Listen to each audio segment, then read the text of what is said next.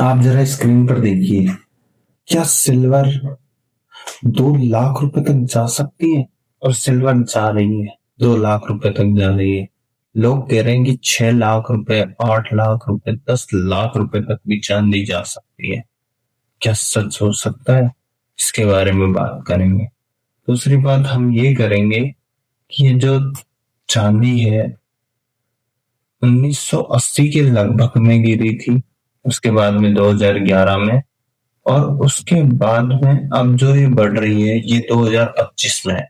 क्या यहाँ से चांदी वापस गिरेगी?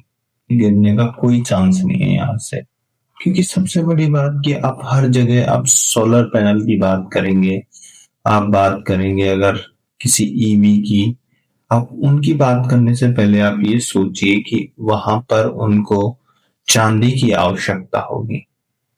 सिल्वर एक सबसे जरूरी चीज हो गई है हमारी, जहां से सिल्वर की हमें जरूरत पड़ सकती है।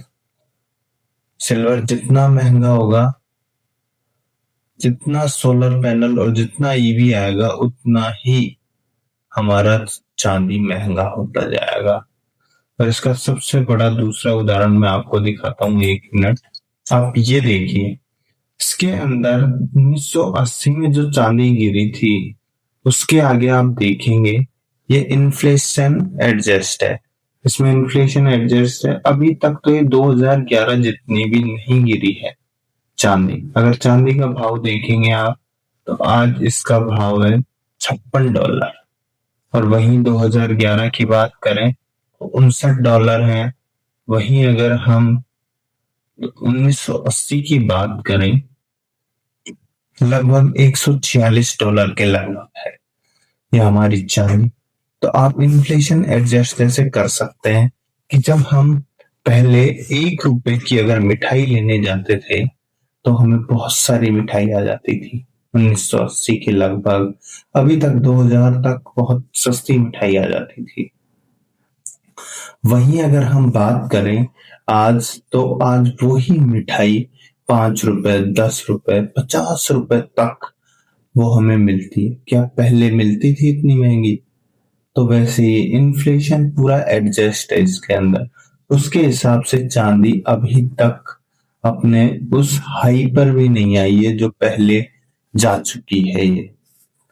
उसके अलावा जो ये दो 1980 में गिरी थी, ये हंट ब्रदर्स के कारण गिरी थी, क्योंकि उनके पापा के पास बहुत सारे पैसे थे, तो उन्होंने चांदी को हाईजैक कर लिया। चांदी खरीदते गए, लेवरेज पर चांदी खरीदते गए, और जब सरकार ने एकदम से लेवरेज घटा दिया, तो वहीं से चांदी धड़ाम से नीचे गिर गई।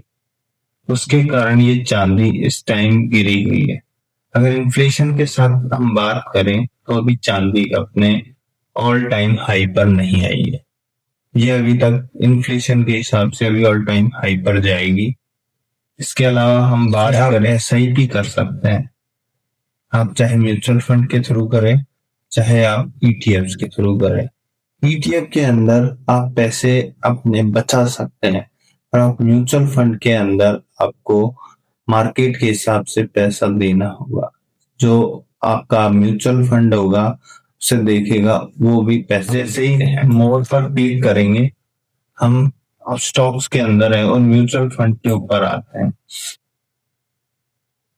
जैसे आपने किसी भी म्यूचुअल फंड पर आप क्लिक करेंगे, जैसे मान लीजिए आप इसी म्यूचुअल फंड पर क्लिक करते हैं, तो आपका जो एक्सपेंस रेशियो है वो आपको दिखेगा। यहाँ पर एग्जिट लोड दिखेगा आपको, उस पे एग्जिट लोड कितना लगता है।